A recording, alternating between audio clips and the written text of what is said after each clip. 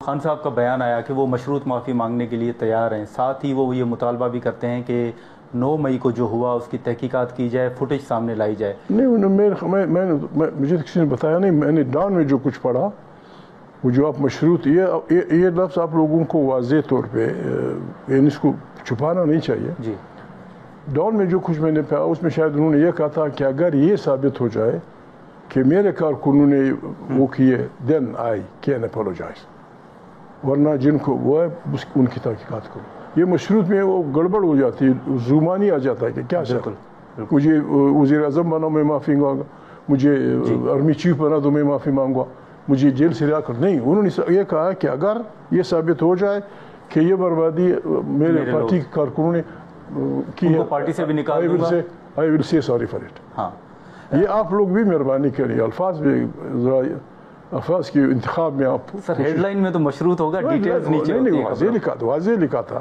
کہ اگر یہ ثابت ہو جائے، ہاں بالکل، ہاں، اور ساتھ یہ بھی کہا تھا کہ میرے ساتھ جو زیادتی ہوئی ہے اس پہ بھی لوگوں کو معافی مانگنی چاہیے۔ تو میں آج سے یہ کہہ رہا ہوں کہ ہم سب کو معافی مانگیں، آئیں ہم سب اپنے کرتوتوں پہ معافی مانگے، توبہ کریں، اور ہر آدمی ہر ادارہ اپنے اس میں رہے، فریم میں رہے۔ بسم اللہ۔ سر آپ کل مجھے ایک نئی ریت چل پڑی ہے، اگر میں آپ کی طرح بات نہ کروں، آپ نے اپنے لیے یہ رائٹ ریزرو کیا ہوا کہ میرے ماں بہن کی گالیاں دو، کیوں؟ میں یوں نہیں کہتا جس طرح آپ کہتے ہیں۔ تو کیا یہ آپ کی تربیت یوں ہوئی ہے؟ بالکل، آپ اتنے اچھے ظرف والے ہیں کہ بالکل میں وہی کہوں گا جو آپ کہیں گے، ورنہ آپ مجھے ماں بہن کی گالیاں دیں گے، یہ طریقہ نہیں ہوتا۔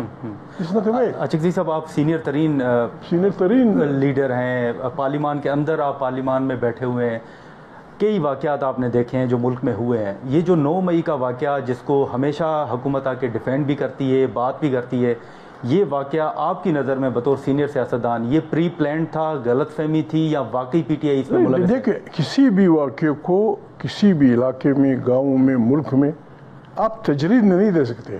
صحیح، تجرید میں، ایبسٹریکشن میں۔ اس ملک میں کون سے حادثات نہیں ہوئے؟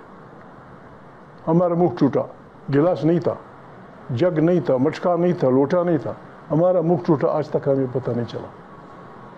یعنی تحقیقات نہیں ہوئی کہ کس نے بدبادی پھیلائی۔ ہمیں جو دنیا میں ہمیں جو مشکلات پیش آئی ہیں، بدنامی، فلانا فلانا، اس کے بعد وزیر اعظم کو پھانسی دی گئی 15 سال بعد۔ میں حیران ہوں، وہاں پر لاڑکانہ کے رہنے والے کہ جی یہ تو غلطی ہوئی، پاگل کے بچے ہو، وزیر اعظم representative of the people of Pakistan, وہ غلطی ہو گئی جی، معاملہ خاطر۔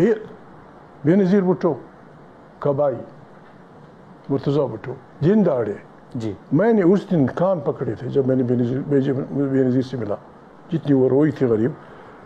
سٹنگ وزیر اعظم کبائی دن کی روشنی میں 70 کلفٹن کے گھر کے سامنے 5 ساتھیوں سمیت مارا گیا۔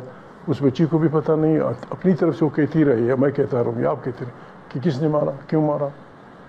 بے نظیر کو دن داڑے یہاں گاڑی سے نکلی، یا خون نکلا، سارا ملک بند ہوا، جلا گرا ہوا، ابھی تک ہمیں پتہ نہیں چلا کہ بے نظیر کی شہادت کا ذمہ وار کون تھا۔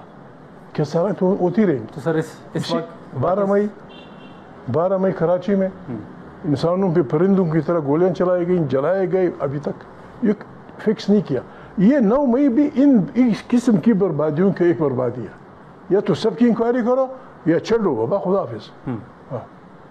یہ گلاس محمود نے توڑا ہے، بابا گلاس محمود نے توڑا ہے، بہت سارے اور چیزیں ٹوٹ چکے ہیں، یہ وہ نہیں، یہ پھر ٹھیک نہیں رہتا۔ اس سے وہ اندازہ ہوتا ہے کہ آپ خصوصی وہ رکھتے ہیں۔ یہ حادثات ہمارے ملک میں سب 9 مئی سے زیادہ ہیں، سب 9 مئی کی بربادیوں سے زیادہ ہے۔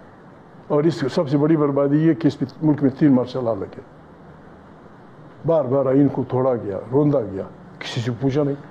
جب یہ سب کچھ ہے تو بسم اللہ 9 مئی کو بھی اسی اس میں ڈال دو۔ لیکن چکزی صاحب، ڈی جی ISPR صاحب تو یہ مطالبہ کر رہے ہیں، وہ تو یہ واضح طور پر کہہ رہے ہیں کہ جب تک اس کی معافی نہیں مانگی جا سکتی، مذاکرات بھی نہیں ہو سکتے، معاملات آگے بھی نہیں بڑھ سکتے۔ تو ٹھیک ہے، ڈی جی ISPR ان کی اپنی رائے ہے، میں بھی ڈی جی ISPR ہوں، میں سیاسی لوگوں کو ڈی جی ISPR ہوں۔